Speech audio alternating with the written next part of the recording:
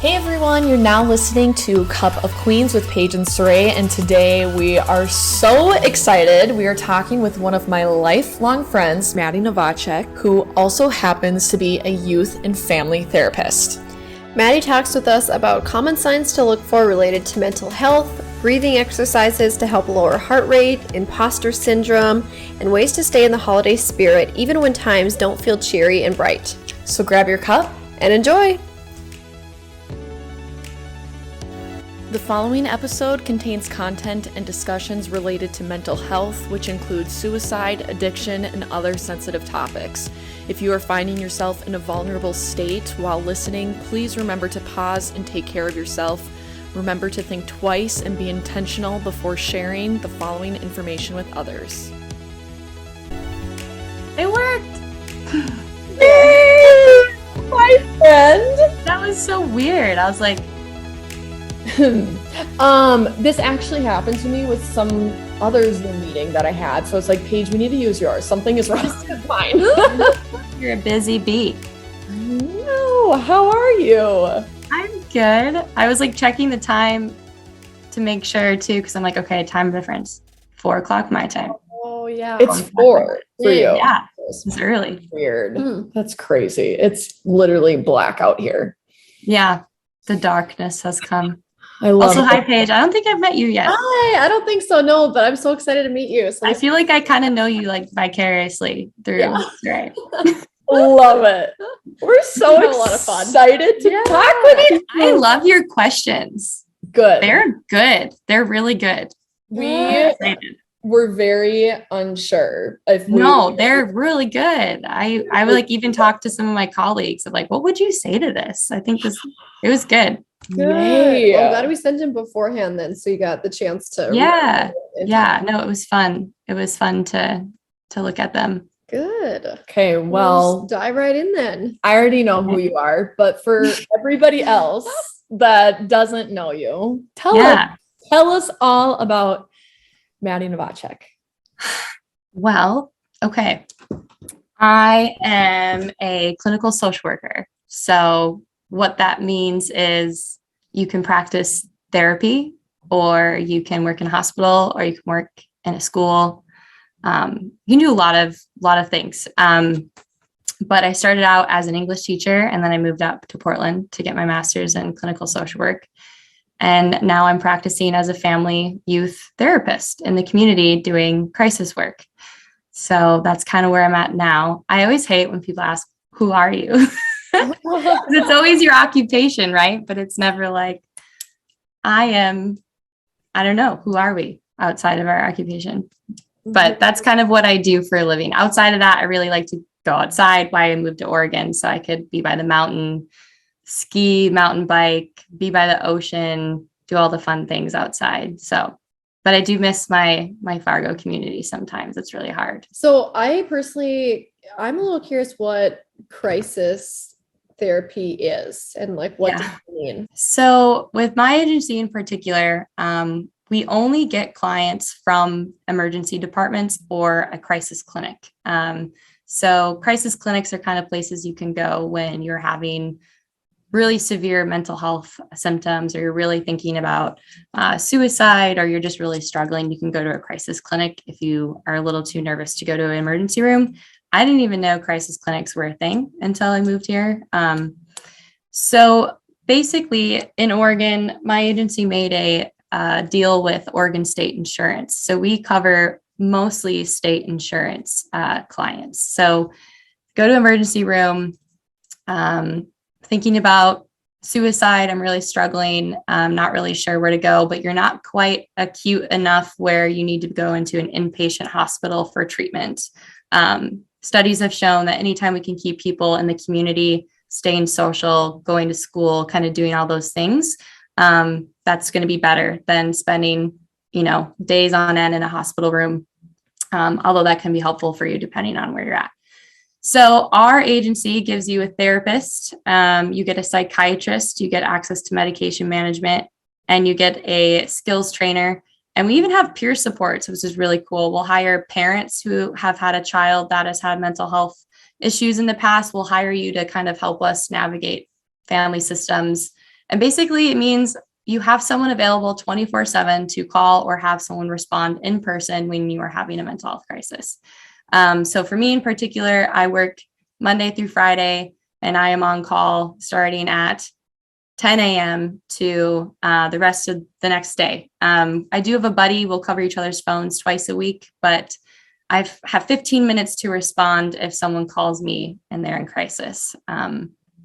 And that's kind of what it is. And depending on what's going on, I might go to the home if I feel like there's safety issues there, or it's just, I need to just talk with you on the phone for a while till you feel like you're in a better place. But Wow. it's like a suicide hotline mixed in with first responder in between there. And it's just, Wow. thank goodness, truly, for people like you and places that offer services like what you It's guys a great do. service. Like you get wrapped around like all these services of one. It's a really cool service. Yeah.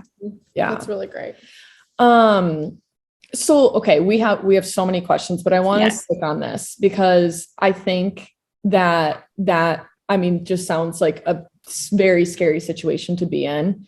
Paige and I are lucky to not have been there, but how can someone who is, let's take, for instance, someone in our community who maybe doesn't have the resource like your guys' clinic in Portland.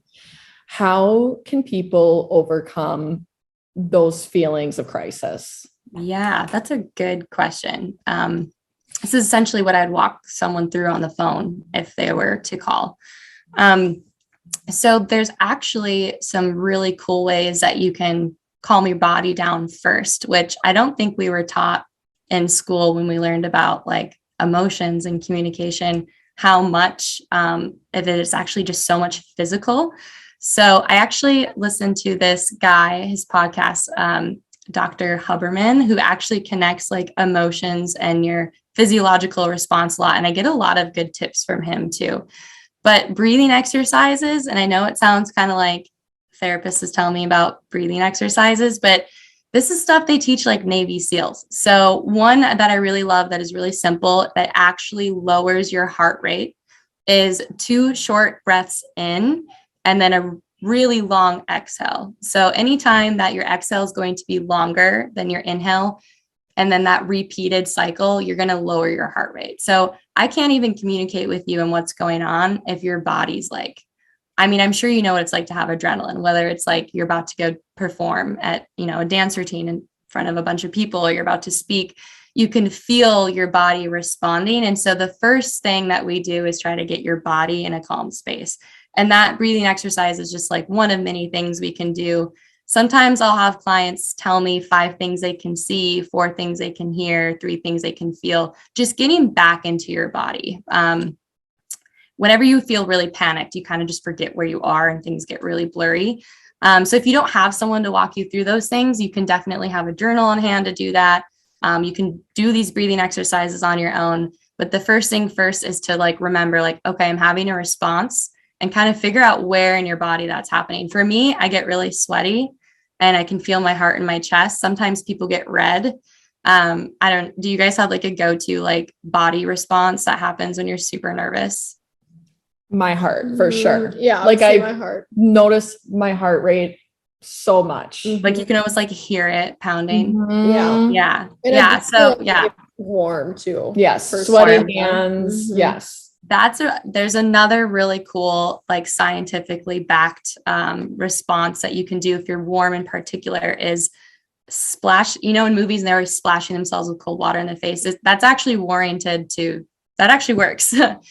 So if you wanted, if you have it available, even just like getting your face in water, if you want to dunk it, if you want to splash, even holding an ice cube, anything that's really cold, that can actually also just lower your heart rate, kind of bring you back. I'm not going to pretend like I know all the fancy science words that explain it, but it works. Even just taking like a cold shower in the mornings can really help you get back to a cold place or a good place. I actually bought this little silicone ice cube thing where you can hold an ice cube and kind of rub it on your face in the morning and just kind of really relieves anxiety and kind of gets you set. And it's good. It's supposed to be good for your skin, but I don't know all the science with that. But To the purpose. yeah. But it's good that you guys know your bodies well enough to know, like, okay, this happens to me, because that's kind of the first step, is just it's kind of calming just to know, like, oh, this is something I do. This is a response that I'm having. And the more factual you can kind of make it, that helps. This is more related to anxiety. I would say if you're having a depressive episode where you really are heading towards a crisis, you should go to your local emergency room, or call a suicide hotline. But for anxiety, that can be handled a little bit different depending on how severe it is. And anxiety, does that fall under the same as a panic attack? Are those different? This is a good question. It's really interesting. When I did my internship in emergency department, actually doing this kind of crisis work too. And we have a lot of people that come in thinking they're having a heart attack when really they're having a panic attack. So a panic attack is kind of like, I don't know if you've ever been in like a car accident or something that really caused you to kind of be disoriented for a moment. A panic attack is kind of like that, but the incident that triggered it wasn't something that severe. It could be like you maybe forgot about a meeting or something kind of seemingly small to someone that's not experiencing anxiety. And that experience that you have in those emergencies where you kind of go blank, we call it your fight, flight, or freeze. That kind of just kicks in, and now your survival brain is on and you're not home. You're doing whatever you feel. Your body's kind of taking over and saying, okay, we need to do something to get you back. And so panic attack is hard to put into words because it can be different for everyone, but a lot of people experience that chest pain. You might be hyperventilating. You just don't feel like you have a lot of control, is essentially what's going on. But anxiety attacks, people, it can be kind of subjective to what your anxiety looks like. And this is why just getting to know your body is really important, because you can differentiate of like, I'm just have a little bit of extra anxiety right now, or I'm full on, like I'm panicking and I don't know what to do. So it just kind of varies. It's kind of tricky. So, I mean, what would you say for somebody, I guess, how would they know when seeking help might be the right answer or the direction they should go? Like, are there different key points or scenarios that people should recognize? Yeah, I liked that question. Like when do I need help? And I thought about that, and I actually talked about with my colleagues with that. And it's kind of a simple answer, but it's, help is never going to hurt.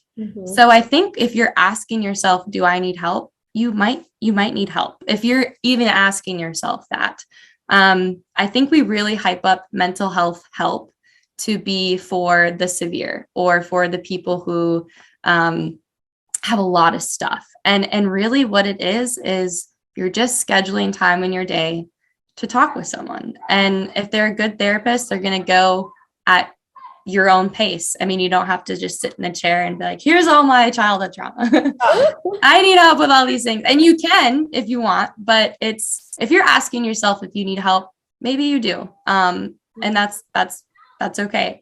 But if you're not ready to seek mental health, I think trying to find a trusted friend or family member, someone you feel like you can be really vulnerable and open with, and kind of just sharing where you're at. I would say for sure you need help if you are thinking about ending your life, if you're making plans, if you feel like your life is starting to have no meaning and those feelings persist longer than, a couple weeks. It's hard in North Dakota too, because seasonal depression is huge.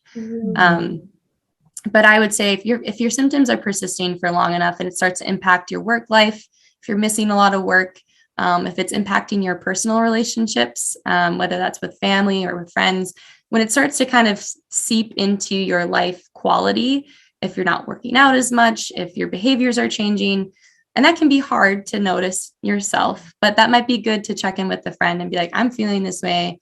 Have you noticed this about me? That can be a good time to check in with other people who know you well enough. But if it's impacting you long enough and all these ways that really make our experiences as humans worth things like looking forward to the weekend or vacations, and are you doing your hobbies? If you find that you're kind of persistently in that state for a long time, you probably need some help. what about, because I do think there are people who, I mean, you hear about unfortunate situations happen and the people around them are like, I had no idea. Like I had not sensed that. That is the last, thing I would have expected from a friend or family member or whoever it might be. So this is kind of a dual-ended question, but what are things that maybe outside or friends, family can look for? And then on top of that, what are common, diagnoses that don't go diagnosed? What are things that commonly get kind of swept under the rug? And how can we prevent that? Yeah, that's a good question. I would say depression can very much be masked by irritability. So if you notice a family member or friend, like behavior changes are kind of huge, right? Because as adults, we kind of become who we are and we have these consistent behaviors in our personalities. And that's not to say that people can't change, but if you notice increased irritability, if they're kind of getting more snippy with you, more self-deprecating humor, it kind of can be funny, but if that's new for them and it's consistent, there's a line between trying to be funny and then that's just kind of emotionally abusive to yourself to kind of speak that way. And it can look different in everyone. Just giving some examples of what behavior changes. If you notice them self-isolating more, not coming out to functions as much, sometimes that's normal. And this is why it's good to talk with your friends of like, hey, I'm someone that likes to socialize this much, or I don't want to hang out tonight because I just want to have a night to myself. Like just being honest about, I don't want to socialize today.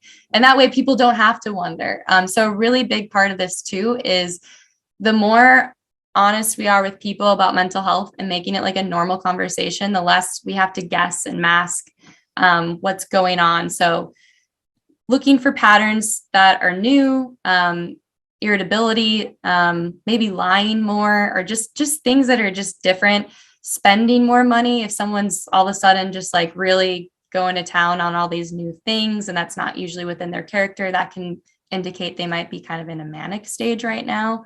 That's a diagnosis that often goes undiagnosed as bipolar.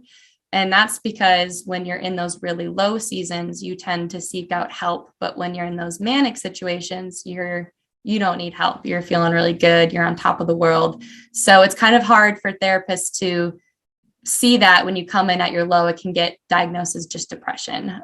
But if you're not coming in on those manic, if you're not going to therapy when you're feeling good, it's kind of hard to know what your baseline is at. Yeah.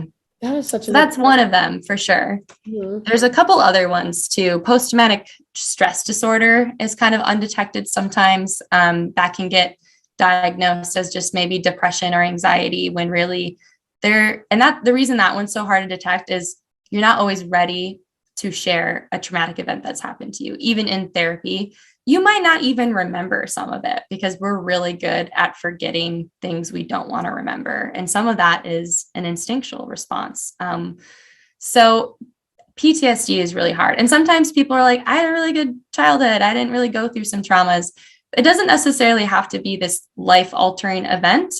Even having a parent's divorce when you're younger can be traumatic enough to set some things within you that are still there that aren't quite processing in a healthy way yet. So yeah, PTSD is definitely undetected a lot of times. Bipolar, there's also gendered diagnoses. Boys are most likely to get diagnosed with ADHD or autism spectrum disorder or antisocial disorders. Women tend to get more diagnosed with depression, anxiety. And so there's kind of this sexist part of mental health too, because we have these gender norms, and you might have ADHD and that could be causing you to have anxiety. But if you're not getting the right treatment for your diagnosis, it's just going to keep happening. So there's a lot of debate about even having diagnoses and just kind of trying to listen to what someone's going through instead of trying to label it so much. But then again, labeling can feel good if you have a name to what you're going through. For sure. So a little bit ago, you mentioned briefly about seasonal depression, and I think in North Dakota, that's something, and I'm sure in a lot of other areas of the world too, but it particularly here because it gets so cold and Yeah. so dark. So I think that's very common for a lot of people. And so are there certain ways to help with that or to help, kind of combat that? Yeah. There's a number of things, and I think it's important to try on all of them until you find out what works for you. This is another thing I learned from that podcast that can actually really help your body. When anytime there's light in the morning, exposing yourself to that light can be really helpful. Just like we have a sleeping cycle where we kind of start in a light sleep and then we get REM and then it's light again. We kind of have that while we're awake too.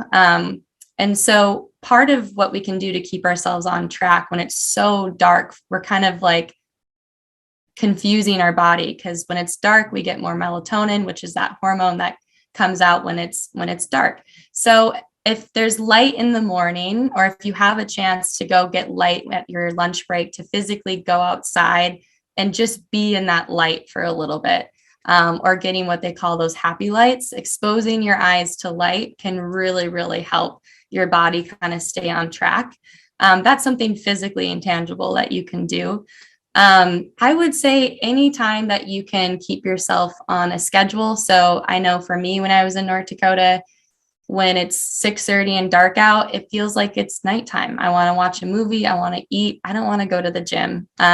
However, sticking to that schedule can really, really help combat that kind of, feelings of just laziness or just tiredness. Another thing that can really help is going to get medication. Medication can be really helpful. If none of these things are working, if maybe you have a vacation planned for a week that really kind of helps you restart, or you're doing all these nice self-care things at home, like having a bubble bath or doing these little things that make you feel happy. If none of those things aren't working, it's definitely okay to go on medication during those really hard months, because why suffer when there could be an opportunity for you to feel really good about yourself, even when the weather isn't ideal. So yeah, that's kind of my short, long answer, but yeah, keeping yourself on a schedule and remembering that this is temporary. Sometimes we kind of tend to get in this loop, like, why do I feel so bad? And then we feel worse at ourselves for feeling bad. Like, well, I shouldn't feel so bad. And then it just kind of starts this self-negative talk. And it's okay to feel bad in the winter. It can suck, but giving yourselves things to look forward to is definitely helpful too. Mm-hmm. Winter, obviously not a great time just because of those reasons. Yep. And 2020 and even a little bit into 2021 was really not a great time for a lot of people struggling with mental health. It to me seemed like there was a lot of people who discovered mental health issues that they were having with all that isolation time, being at home. So, on your end of things, being in your industry and kind of being at the forefront of that, what did the last 2 years change in the mental health world and the mental health perception, and what are people kind of moving towards for the upcoming year? I feel like there's two sides to this that are interesting. Like, on one hand, these conversations are finally happening a little bit more, and maybe we are confronting things in our relationships or in ourselves that we wouldn't have been given the time or space to do in this really fast-paced environment. So that's really cool. However, ton of really scary things too. I mostly work with youth. So the biggest thing I saw was that disruption in their school. They're getting so much in school, whether it's like socializing, they're learning, they're being creative. There's these pivotal moments like prom, getting an opportunity to figure out what you even want to do when you go to college. A lot of that you kind of go through when you're in school. So that big part of their identity was just kind of taken. And so many kids in the emergency room, and even still, like, the hospital is just full of inpatient kids for psych reasons. And it's really tricky because it's just such at mass, and we really don't have a ton of services to offer.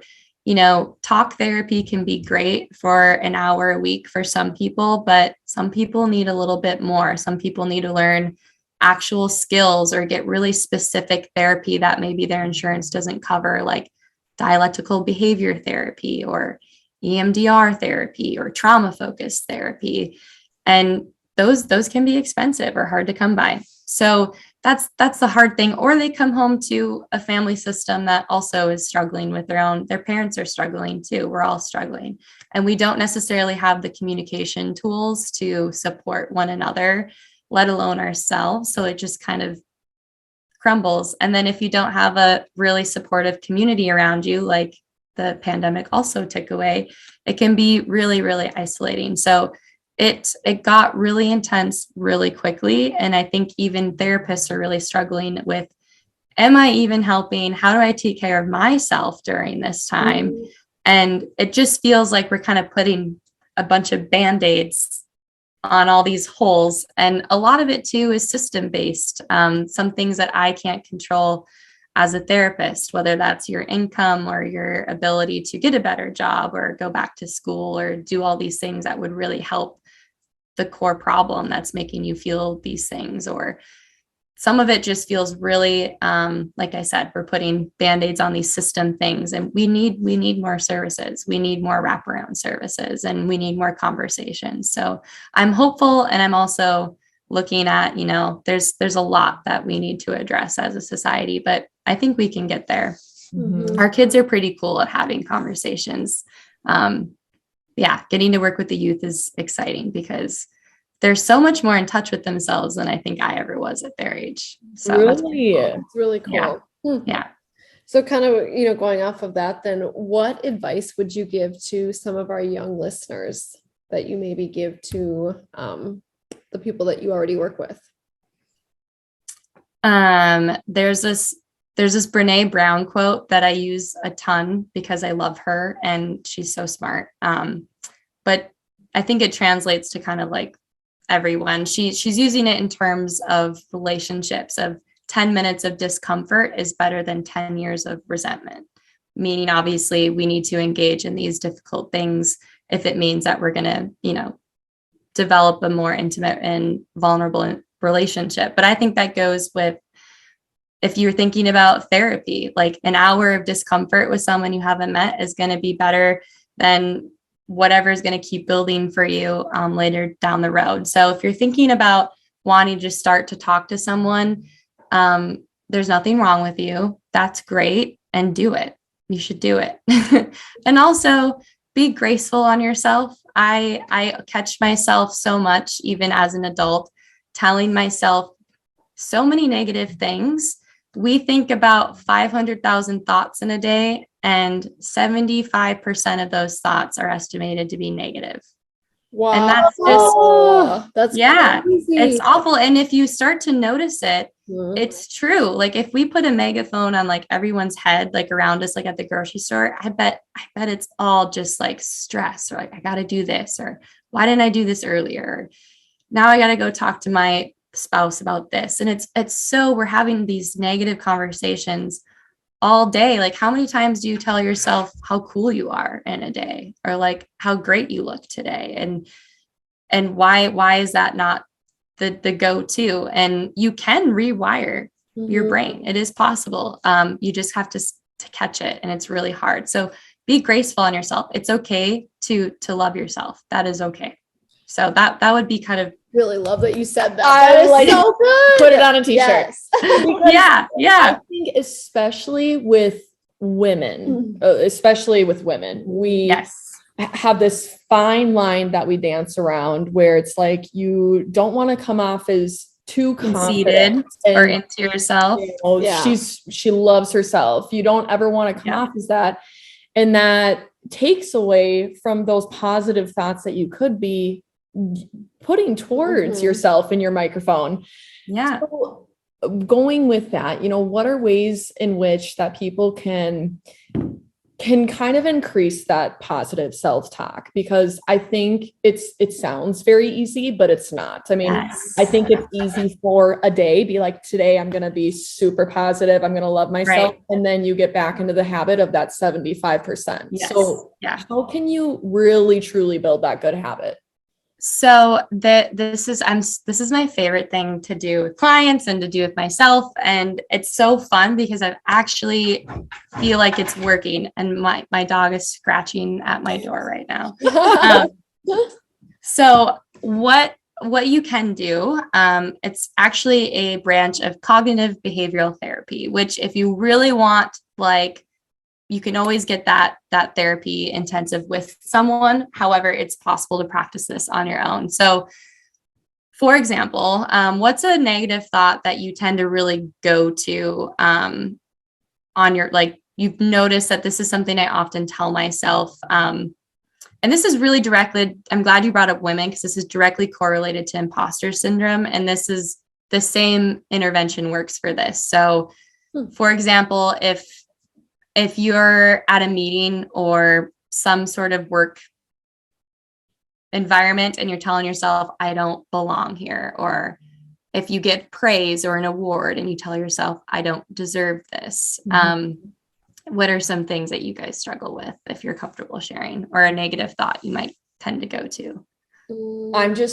This is so ridiculous, but it truly is something I'm always like, oh, good. Just like annoyed about, like, going to work, and then when you go to the bathroom and I look in the mirror, I'm like, frick, my under eye bags are, just such a dumb thing that I'm physical. Even thinking about that. But that is one thing that I probably say to myself every day. And it's like, it's not even bad, but that is an example that I constantly think. Yeah. Okay. That's a good one. Example for me too. I know even we were just recently on a trip, and on the plane too, I made that comment multiple times. Another thing that I do would be, I always second guess something that I said. I'm always like even if I did it with you, I'm like, I should have said it this way, or I should have said this, or do you think if I said this, they would have thought this, so kind of over analyzing the situation. Definitely. Yeah. Do you guys have pen and paper near you, or like your phone notes or something? Yes. Phone is perfect. Okay. So I want you to narrow down that thought into a sentence. So for Paige, that could be, I should have said that different. And then for Sarae, that could say, I really hate my eye bags, or my eyes look terrible today. Whatever the sentence is that you tend to go to. And so what we're going to do is, these are called anchoring thoughts. So we're going to reframe this thought you're currently having, because I'm sure, as you guys know, if you ever try to like take away a behavior, like if you're trying to change your diet or start exercise, if you already are in a behavior, you can't just cut something out cold turkey. You need something to replace it. And our brains love patterns. So if you just take away something out of that pattern, it's just going to come back. So it's not like we're going to turn off our thoughts, because that's going to be really hard. And that's going to take a lot of practice and meditation of years of work. So we're going to take these thoughts, and it's called the 5-second rule. And who came up with this?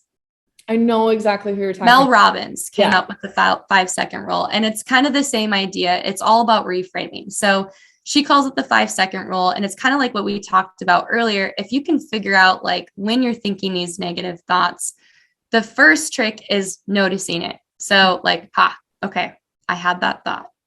Now we're going to reframe it. So for Paige, it's going to be, and it has to be true. Like, you have to believe the reframe. We're not just going to tell ourselves lies, because that's not going to work. So it has to be something believable. So like, if, for example, mine is like, I don't deserve this, I could reframe that of, I may not feel like I deserve this at this moment, but somebody did, which is why I got this recognition. And that's something it's true. I'm not lying to myself, or I worked hard to be here. And I'm not arguing with myself. I'm not contesting that I don't deserve it. I may not feel that way right now, but there's a reason I'm here, or someone thought this. And so it has to be true. So Paige could be, is there something in particular that you tend to, is it just anything you say that you think I could have said that way differently? It's probably everything. pretty much Everything. Okay, that's good too. It's good to be general. Okay. So I think I'm so worried about offending people. Offending someone. Okay. And so, yeah. Okay, well that's good. So now I know where the fear is driving from. So you could tell yourself like, yeah, I could have said that better. However, I am a person who's capable of repairing relationships. Mm-hmm. So if you really did offend someone, Paige, the fact that you're even worried about that shows me you have a lot of empathy. You care a lot about how others are feeling around you, and you want to make sure that you're being a good person and friend. You can even tell yourself that, because that's your core reason of, I'm worried about this because I care about this person. Mm-hmm. That's really good. And that's true.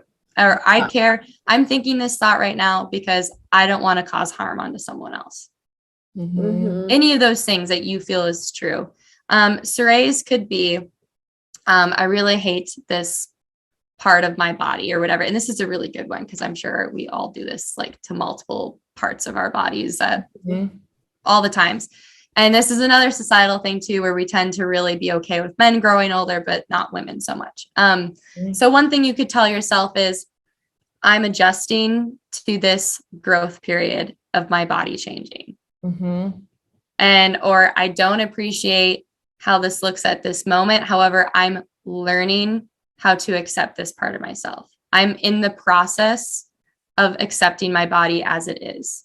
So it doesn't have to be true. You're not saying, I love my wrinkles or I love this part of it. You don't have to lie to yourself, because you know that's not true. But using words like, I'm in the process of, or I'm growing in this area, I'm learning to do X, Y, Z. That's true. And as it gets easier, maybe you will get to a point where you're like, I do love the way I look right now. And maybe that will feel true for you in the near future, but it just takes steps. So reframes and like writing down, often our thoughts are, there's a lot of no's and don'ts. So if it's, I don't like the way I look, how can we frame that into, what do you want to look? And what is that? What is that? And so if it's, I don't like the way my waist overhangs my jeans, that can be turned into, I want to feel fit, or I want to feel healthier. Yeah. And so your brain is going to focus more on what you do want. And the more you visualize the whatever it is that I don't like this, if you're reframing it on, I want to feel this way, and you're telling yourself that, you're visualizing what that actually looks like, and you're more likely to accomplish it if you're actually visualizing it. Wow. That makes so much sense. That makes so much sense. That's super powerful. I've never thought about things in that way. So yeah, it can be really cool. Try to come up with like 5 for each. Identifying the things you're saying to yourself is like the first step. That's so huge. And if you can go through and think about more and come up with 5 anchoring thoughts for each one, and it does take practice. But we call it, it can be a Buddhist thing or whatever, but there's this idea that you can be a compassionate observer. You can have your ego and your subconscious, but then there's also another thinker there, which is why we're able to even know we think thoughts.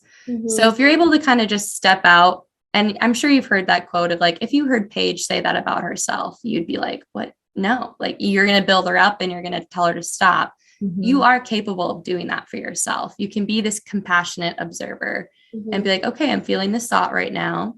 It's maybe showing up for me in this way. I don't know if you guys notice, but if I'm really in a self-negative space, I get really irritable with like my partner or all these other, it kind of impacts in all these other places. And so just being able to be like, oh, or whether your period's starting, that's huge too. And like, just knowing like why it's happening and what it's showing up for you, just like factually describing to yourself, I'm having a reaction right now, or I'm feeling this way right now. And even saying it out loud to yourself can be helpful, because then another thing that women tend to think is that they're going crazy, and you're not. You're just stuck in your mind, and that's okay. You can get unstuck. So that's a cognitive behavioral therapy technique is reframing, catching your thoughts. Yeah, that is so powerful. Exactly like you said. And I know we briefly mentioned the imposter syndrome, and this is something that I have continued to hear about or see even on social media. And I'm still like, what does this mean? Like, is that what I am? What should I be? Should I be worried? Is this something new? So will you explain to some of our listeners what imposter syndrome is and who does it affect and what they can do to kind of help prevent it? Yeah. So imposter syndrome is a rather new term. It's not even in like we have this thing, I don't know if you've heard of the DSM-5. It's what therapists use to like formally diagnose someone with something. So it's not even in here. But there was this psychologist who did this study with some of her graduate students. Her name was Pauline Clance. And she noticed, especially among her female graduate students, there was this high level of kind of unwarranted insecurity about their skills. And so basically, imposter syndrome is just this feeling of phoniness, or you feel like you're not intelligent or capable or creative enough, despite all this physical evidence, like your degree, your experience, your personality traits. It doesn't matter because in your mind, you have convinced yourself, I'm a fraud and I don't know what I'm doing here. Maybe you convince yourself you got the job because so-and-so knew you, or a family member gave you this in, or you convince yourself it was just lucky or by chance, or they're eventually going to kind of find out that I actually don't know what I'm doing. And this thought tends to be, like Sarae already mentioned, a struggle for women because we have a really hard time celebrating ourselves and believing that we do belong here. It's actually especially really high with women of color as well. Another thing is if you don't see a lot of other people in this environment, it tends to be more in like workspaces that look like you're going to feel like a fraud because it's like, where is everyone else? And like, how did I get here? So you hear a lot about it with like women who work in male dominant fields too. That tends to be really big. They start to undermine their own achievements. And so in a nutshell, that's kind of what it is. And I think a lot of people might experience it in spurts, but there are some people who experience it chronically all the time, all day, every day. Wow. And so to overcome those thoughts, is that exercise that we kind of just did a great tool to use for even if you're feeling kind of that phoniness? Yes. Affirmative reframes, like being some of the things, like I said, is like, I'm not qualified to be here. I feel like a fraud. I don't deserve this. I don't belong here. I feel like a fraud, for example, could be reframed into I'm stretching myself beyond my comfort zone and it's natural for me to feel this way. Or I'm new to this job. I'm in the process of learning all these things that I don't feel like I know right now. Or if you feel like you're not qualified enough, you could say, I'm competent and gifted and feel passionately enough about this. I'm capable of getting these qualifications I don't currently feel like I have right now. If I don't deserve this, I know what I bring to the table. I definitely deserve this job that I want. That is like you deserve your job that you're at. You do. And even if you did know someone that helped you get there, you ultimately had to do some things to get there, right? And you're currently there. So anytime you can find like factual evidence to remind yourself of. Also, another huge thing is just like, once again, talking about this. So you might be struggling with this personally, but like, I'm not going to tell my coworkers that I don't think I belong here. Like, that's really intimidating. So, but it can be huge if it's like, I feel a little lost on this project, or I'm feeling a little confused about this, or did that meeting make sense to you? Just having those conversations, I think we'd be so surprised at how many other people feel that way or have felt that way in the past. And if they hear Sarae saying to someone, this makes no sense to me, I'm feeling like I'm really in over my head. And if I hear that and I'm going to be like, oh my God, if Sarae feels that way, I know I'm not insane. Like, I know that, okay, it's not just me. And immediately there's like this level of like, when we know like someone else has gone through what we've gone through. So just having those conversations is going to be huge too in the workplace, normalizing not knowing what you're doing sometimes. That's okay. Yeah. It's okay to not know what you're doing at all times at your job. It's totally okay. And it's so much better to say that than to try to fake it and struggle through just to, impress people with, tough. And I feel like the second that you say you don't understand it or you have a question, somebody else will pipe up and be like, okay, I agree. Let me build off of it. So it just makes it a lot easier and more comfortable. Yeah. It's just like in school. I feel like as kids, we had a way easier time being like, I don't get this math problem. Yeah. And then another kid would be like, yeah, me neither. And for some reason we get into this like adult body and we put these really high expectations on ourselves. Like, okay, I'm an adult now. I make my own income. And even if you have kids, like, okay, like that parent fraudulence of like, do I even know what I'm doing? And like, you might not, but it's okay. And so it's okay. Just give yourself that love and that grace and have conversations. Yeah. I feel like you have had a ton of really awesome experiences and, just talked to a wide variety of people and work with a lot of people. So, can you tell us a success story that you have witnessed, I guess, in your career? Yeah. I read that question and I was like, man, I feel like there's so many. My first year teaching, I had a student who had gone through like 20 foster homes or something like that. And she had endured so much physical, emotional abuse in her lifetime. And she's in my classroom and definitely like she was one of the most gifted writers I've ever had experience with. Her writing was so beautiful. She was very articulate, and it's sad the way she became that way as she read and journaled a lot to kind of cope with all these different transitions. But it was just so immaculate and so beyond her age.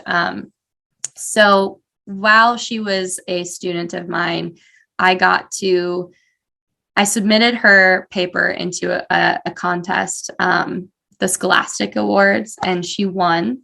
And at the same time that was happening, she had just been adopted by 2 moms in Fargo. So now I got to watch this girl who didn't have a home, didn't have a sense of being, didn't have any confidence in her writing, and showed up every day. And like slowly her head just kind of came up further and further in her seat. And you can see her just like slowly over time getting that confidence and developing this relationship with her then foster moms, and then getting to see her get formally adopted. And I would love to know where she's at now. So if you know who you are, if you're listening to this. I can't say your name for HIPAA violations, but I'm sure she's doing wonderful things. But that was really cool to see. Like, seriously, I physically would see her like on her desk, like slowly every day, just get like, you could see it just glow every day more and more. And all it took was just a consistent strength-based adult to be like, that's great. That's awesome. You are so smart. And pretty soon you start to believe that when you give yourself that space and that consistency to allow those positive thoughts in. So that was really cool. That's really great. I love it. Cute. Yeah. It's the sweetest story. Yeah. And I liked what you said about giving yourself that space to grow. Yeah. And we're currently recording this the week before Thanksgiving. Well, the week of Thanksgiving, and this will come out after Thanksgiving, but we still have Christmas and holidays coming up. And so we put together, don't even necessarily want to call it a game, but a little kind of rapid fire question for you, where we really want to help our listeners stay in the spirit as we're entering this, it's a happy time, but sometimes the holidays can be overwhelming and can be really difficult. And there's a lot of scenarios that can come out that maybe don't feel so spirited. So we are going to give you a couple scenarios that I think are super common. And we want to hear from you on how we can let listeners stay in really good spirit this season. So first one, not getting along with family and having some family differences. Yes. Find commonalities. They're there. You can find something in common with almost anyone. You just have to look. Focus on that, milk that, If you find yourself becoming reactive to maybe a conversation that's popped up or a comment that was said, take a deep breath, 5-second rule, figure out where that reaction's coming from. If it's your heart, take a deep breath, 5, 4, 3, 2, 1, affirmation of, I may not have liked what they said, but that's okay. There's a difference between accepting and, like letting things be what they are. And acceptance doesn't mean that you're necessarily like approving of what they're saying. And I think that's huge. You can disagree with someone and accept that that's their mindset, and it doesn't mean you're approving it. So there's a difference between acceptance and approvance. And you can accept your family. It doesn't mean you're approving the things that you may not value. But yeah, find those commonalities and just stick to that. Mm-hmm. Yeah. Okay. What about spending Christmas without a loved one? That one's really hard. I think what I would suggest is if there's any friends that would be willing to take you in, it can feel really cool to experience another family's holidays and maybe even be a support for them if they're navigating hard family members.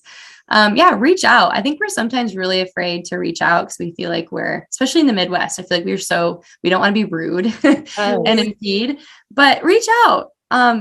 Just say, hey, I'm going to be alone. Like, what are you doing? But if that doesn't work out, try to go somewhere that's open. Take yourself to go look at Christmas lights, watch a really nostalgic movie, do things that like feel really, really good for you. If it's someone that has passed, try to think of fun memories you've had with them, maybe write them down. Maybe do like a little ritual when you're grieving. Rituals for people can be really healing. Something along those lines. Mm-hmm. All right. What about financial stress due to the holidays? Yeah, that's a big one. Financial stuff kind of reminds me of like, if I tell you not to think of like a giraffe with a red tie on, you're going to think of it. And so like, if you're thinking like, I can't spend money, I shouldn't do this, I shouldn't do that, you're going to probably do it. Mm-hmm. So I think also this is when reframe is really a good tool to use of, if you have a budget and you're telling yourself like, okay, I shouldn't buy this thing because it's over budget. Can you reframe it of, I really want to buy this thing, it's over my budget. I think this person is going to enjoy this gift just as much. Or if I'm assuming it's gift giving, because that can be really tough. Also, I love getting like very unique, creative, non-bought gifts all the time. There are so many different things, even just getting like a really heartfelt letter and getting it in the mail is so heartwarming and just fun. That's some of my rapid fire responses to that. Also, if you feel like you have a spending problem, you should get help too, because that can really suck to feel like you're in a hole with your spending. Yeah. Okay. What about winter depression? I know we talked a little bit about this earlier, but if you want to maybe even expand or just reiterate that. I think so much of seasonal stuff is just really taking care of your body. Are you still drinking enough water? Maybe don't keep wine in the house. I think something that I've noticed is when it gets darker sooner, I'm like, oh, I can have my glass of wine now, but it's only like 5 p.m. and I'm not near ready for bed yet. So then I'll have another and maybe a half more. And so just maybe not keeping things in the house that, are like junk food. Studies have shown when we're eating really late at night, it can be so bad for our mental health to just eat late at night like that. So keeping yourself on a consistent as possible rhythm, like water, exercise, eating a normal amount. Are you eating out of boredom? Can you catch yourself? Is there something else you can do with your hands if you're someone that likes to munch while you're watching a movie? Maybe switching out snacks for something healthier, just healthy routine. If it's cold out, still trying to get some sunlight, outdoor time, get a happy light if you need to. Doing things that are going to make you look forward to something, whether that's planning a coffee date with a friend, or if you can afford a vacation, those things. Keep yourself excited as much as possible. Mm-hmm. Yeah. Mm-hmm. Learn a new hobby. I don't know. Yeah, definitely. I like that you mentioned the wine thing, because I think something else with the holidays is that's a big thing that, and even with winter, especially us in the Midwest. Yeah. So how can someone get through, the holidays if they're going through recovery? Yeah. So this is when I had to also consult my colleagues on, because substance use mental health is such a different beast, so to speak. We do talk about it in school a little bit. I think one thing that I really liked when talking with my colleagues about this is having a schedule. So like, I don't know about your families, but when we get together, it's just kind of random. We're kind of eating and drinking and just hanging out.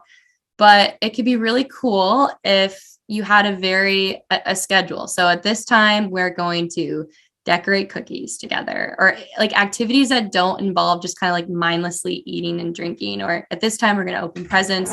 At this time, I want us to start watching this movie. What are some fun games? Sometimes like introducing board games to your family, even though you might not be a game family, can be really, really fun. And I have a whole list of games that are really fun that we've just played with my partner's family last night, which was hilarious. And I'm not someone that comes from like a game night family. And so maybe if you're hosting, have a schedule and let everyone know like, hey, I have these things planned out, keeping people busy. And if there's also a lot of cool alternative drinks now, I keep getting like targeted ads for like this like wine that's not wine, or, can you make fun Christmas cocktails that are non-alcoholic so they can still drink and feel like they're not this like outcast, or, just having those drinks available that are not alcoholic. And totally. Those are great really tips. Great. So what about somebody, how would you prepare for the new year when you're feeling defeated? Yeah. There is a book called Atomic Habits that is really good at talking about these behavior kind of interventions we can do to ourselves to make things actually happen. So basically my main takeaways from that book is you have to have really easy, attainable goals. So like some of us are really good at seeing like, I want to lose this many amount of pounds, or like we can see this like really far out future goal, but the steps to get there are not really there. We just were like, I'll figure it out. And then it's overwhelming and then we don't.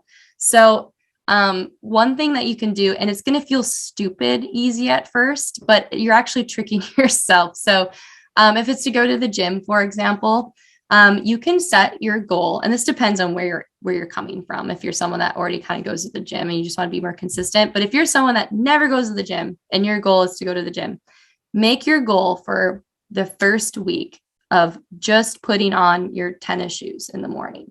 You don't even have to go to the gym. Just put your tennis shoes on, and then you can up it up. Okay, I'm going to go to the gym, but my goal is to only stay for 10 minutes.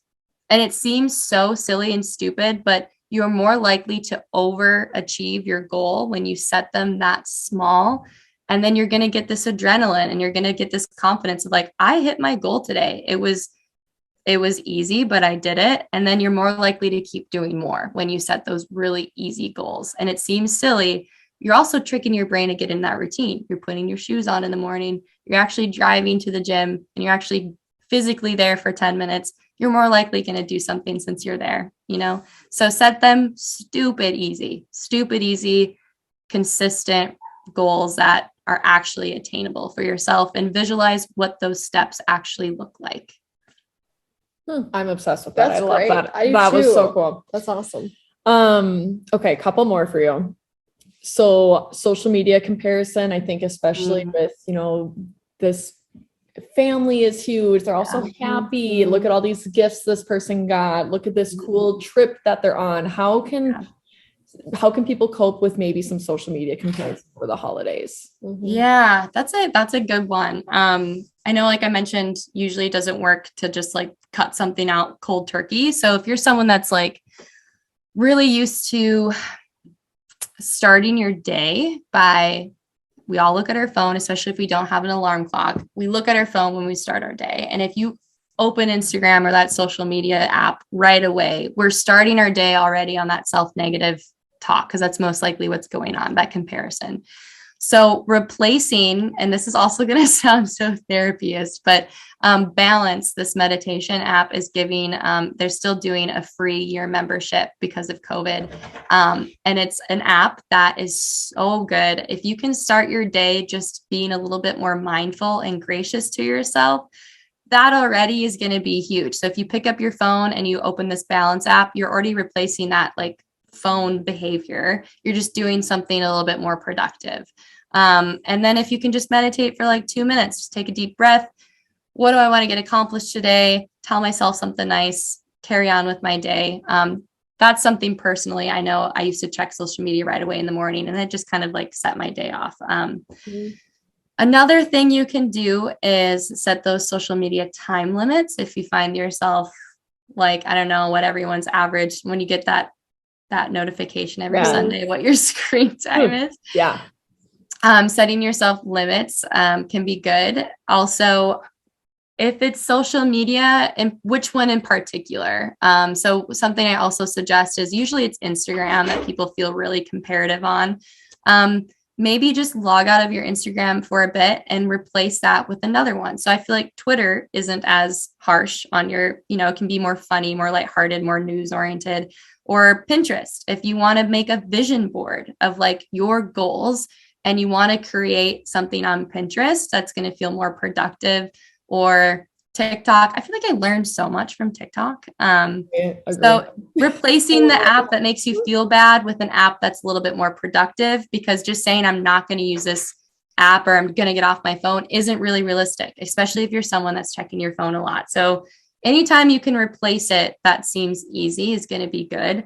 Also, if it comes to a point where you really feel like you just want to break and you don't trust yourself, I just did this with my best friend, Lucas, after his suggestion. So I think this was cool. He asked me if I could change his passwords and not let him know what the passwords were until October 30th. So I was like, wow, that's actually a really good idea. I'm going to do the same thing. Can you change my password too? And he actually exceeded his goal. He didn't ask me for his passwords back till like 2 weeks into November. So if you really feel like you need that detox, that is okay.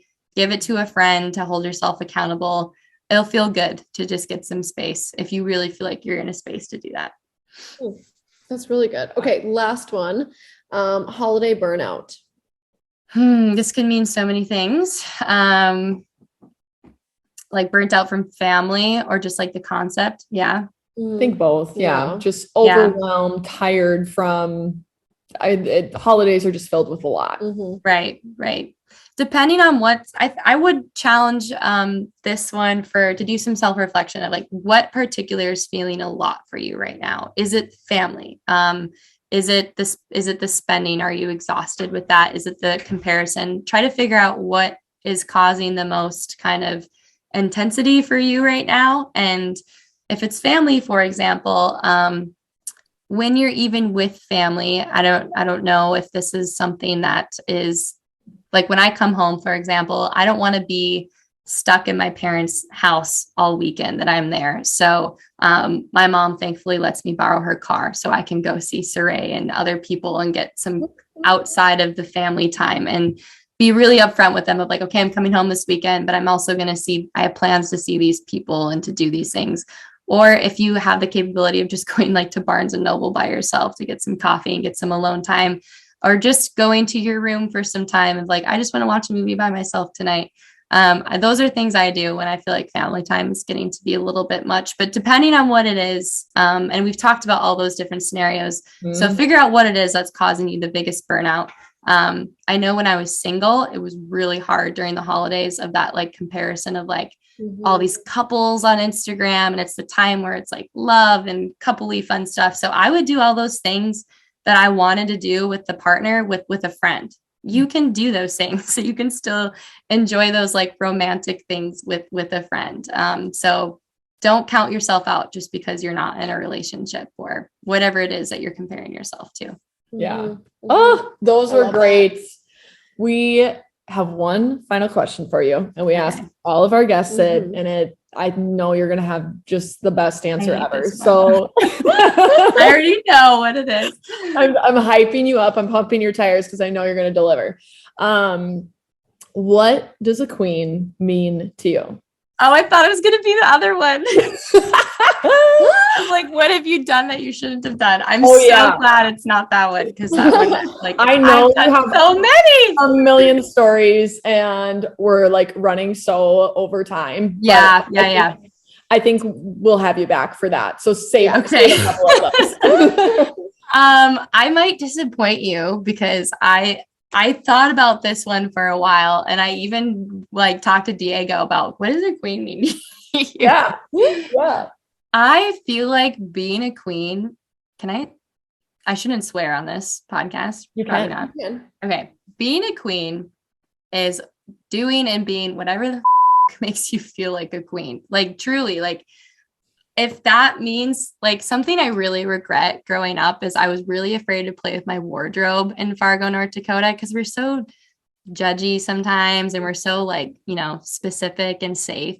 And now that I live in Portland and I see just like guys with their fingernails painted and girls with like these really fun haircuts, it's like, man, I bet they feel so like a queen right now because they just don't give a what other people are thinking and they're doing whatever they want to do. So if being a queen is learning to tell yourself that you're deserving of love and you can like the way you look and it's not a conceited thing to do, queen. If being a queen is, you know, splurging a little bit on yourself on something you told yourself that you shouldn't get, whatever it is, queen. If it means taking time to, I don't know, talk to a friend that you haven't reached out to in a while, and whatever it is that makes you feel like a queen.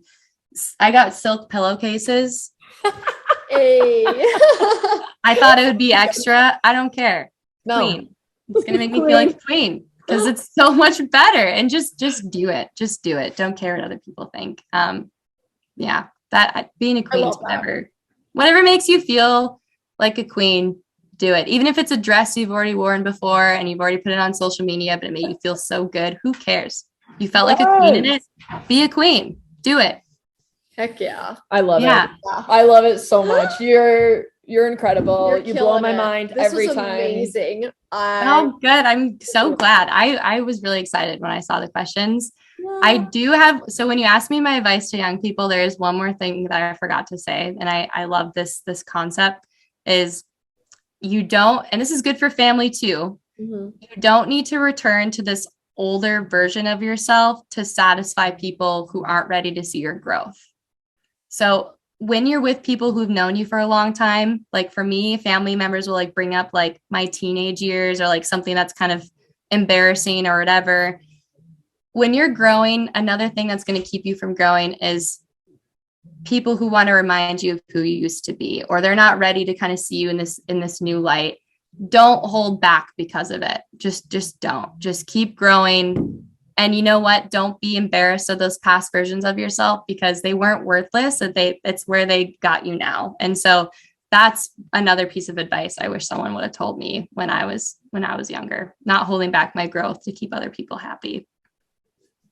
Dang. That was so good. That was really awesome. You're just always full of these like the most inspirational conversations I swear I always have with you. And other people are going to want to have those with you, whether it's just like following you or staying in touch or maybe reaching out directly. So tell our listeners how they can connect with you. So I'm a year and a half away from getting my own license, meaning I can't privately practice therapy yet. But when I do, I'll let you guys know. Mm-hmm. But, you know, I do try to just share little like snippets of mental health stuff on my Instagram whenever I can, just to kind of share little tips that I see. And I think that's probably the biggest thing. If you want my email and you're like, hey, I'm not quite ready to find a mental health therapist or I'm experiencing these things. I lived in Fargo forever, or wherever you are listening. I do know quite a bit of social service things or ways that you can find some help. If you want to email me, you can do that too, or direct message me. I'm more than happy to like, I've been there, sister. Let's do it. Let's figure out what your next steps are. So I think that's kind of all I have to offer for now, considering I can't practice therapy outside of Oregon. But if you're ever in Oregon, let me know. We'll link Perfect, everything. Yeah, link it Send up. us. Yeah. And also, I'm tasking you with the job to send us like a couple book recommendations because I know you have the best book recommendations always. Yes. So we will share those on our social media Awesome. because you have such good. I'll put it for like which like anxiety, and then Yeah, that's perfect. depression, or you know, relationships. Yeah, I got one for every one of them. They're pretty good. Oh my Yeah. gosh, amazing. Well, thank you so much for doing this. Thanks for having me. This was fun. I know.